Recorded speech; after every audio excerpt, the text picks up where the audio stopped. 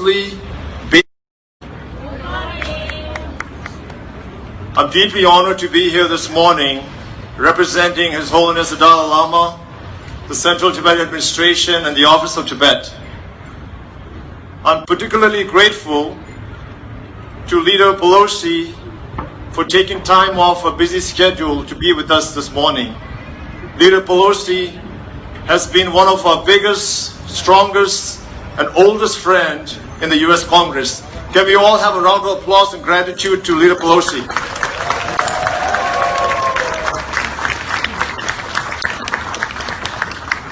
Today, on the 56th anniversary of the Tibetan National Uprising Day, our thoughts and prayers go out to all those who have sacrificed their lives for Tibet, as well as for those who continue to suffer under Chinese repression and occupation in Tibet.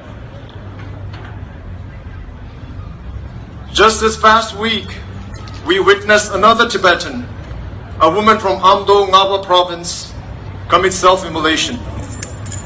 Noshugla is the first case of self-immolation this year in 2015, and she joins 136 other Tibetans who've self-immolated since 2009. Let's all unite and work together in ensuring that the 47-year-old Noshugla, her sacrifice, as well as the sacrifices of all the other Tibetans who've given up their lives, do not go in vain. Why are Tibetans being forced to take such extreme measures as self-immolation? What are their demands and aspirations? Tibetans are self-immolating because they're saying enough is enough, that they can't take any more of the Chinese government's policies of political repression, religious suppression, economic marginalization, cultural assimilation, and environmental destruction of Tibet and Tibetans. 6 decades of harsh Chinese government policies have completely alienated Tibetans.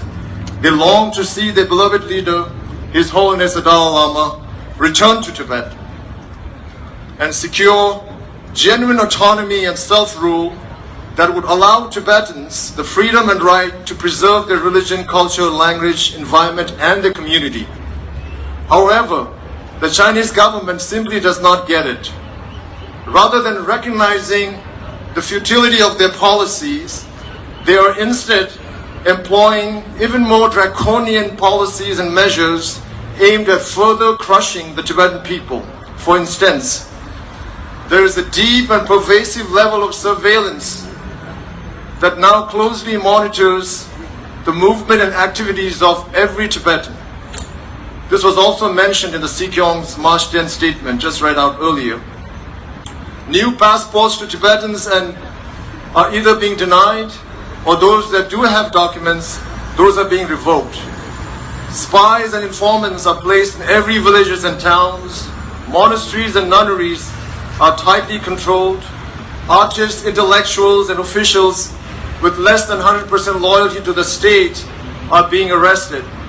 Tibetan nomads who once freely roamed the grasslands are now being forced to live in permanent settlements and shanty towns.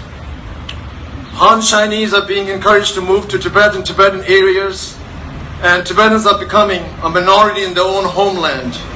Tibetan language is now being discontinued in schools. Resources are being extracted without regard to the well-being of the environment and the Tibetan people.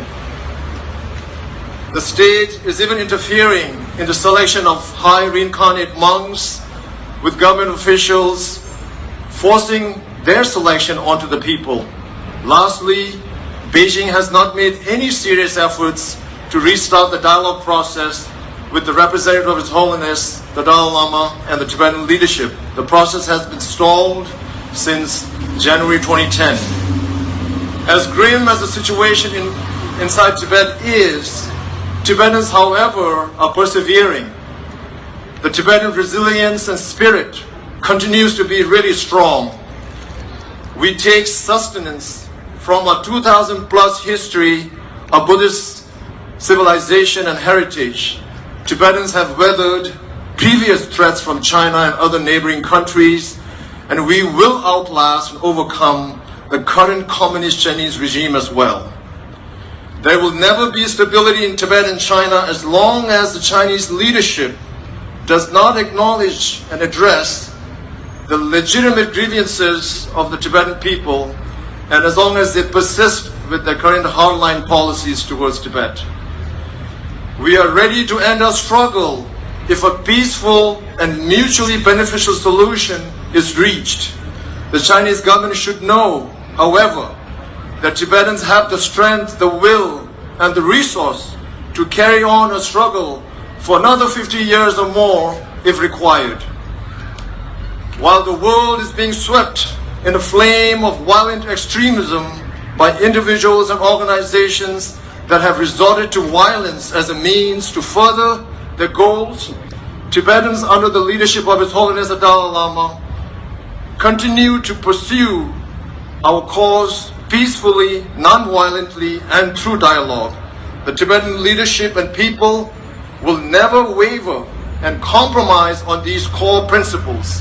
The international community and foreign governments should recognize and support Tibet so that Tibetan freedom movement becomes a shining beacon of light for all other communities that are also fighting for their rights.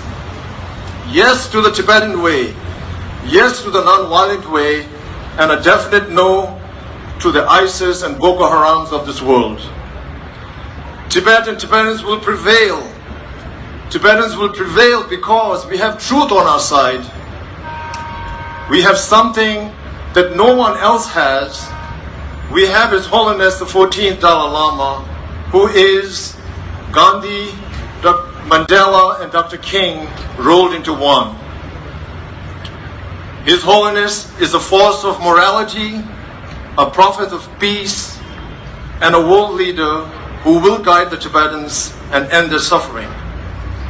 We will persevere, we will prevail, because we have chosen a path of non-violence, dialogue, and have proposed a settlement to the Chinese leadership that takes the interests of both the Chinese government and Tibetans.